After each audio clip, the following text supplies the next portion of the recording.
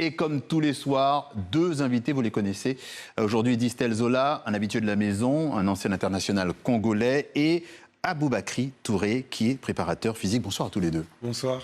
Et avec nous, évidemment, Lise-Laure Etia, qui pilote Bonsoir, cette... Bonsoir, Lise-Laure.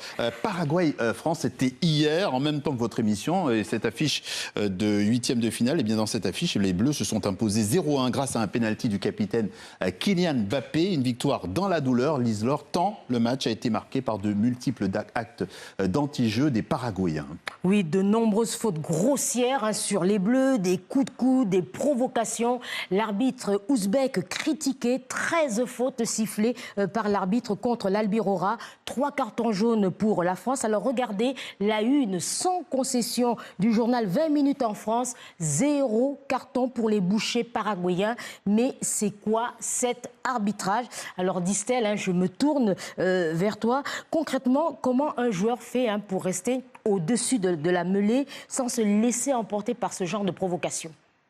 Oui, c'est sûr que lorsqu'on joue une équipe qui veut clairement vous déstabiliser par la provocation, sur le terrain, il faut garder son sang-froid, il faut rester concentré sur l'objectif et sur le plan de jeu, bien sûr, pour ne pas se laisser déstabiliser.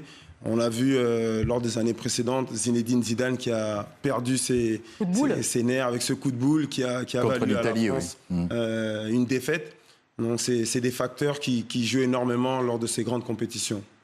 Alors, Aboubakry, face à un adversaire qui multiplie les fautes, qui casse le rythme, comment est-ce qu'on peut aider les joueurs à relancer le jeu pour garder leur intensité?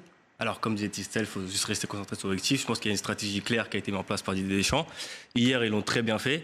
Quand on subit beaucoup de fautes comme ça, on a tendance à vouloir, entre guillemets, se venger, intensifier le jeu et pas se laisser faire. Donc là, on peut avoir une grosse erreur parce qu'on va intensifier l'intensité de jeu. Mais ils l'ont très bien fait, il faut juste rester concentré et jouer son football. C'est ça le plus important.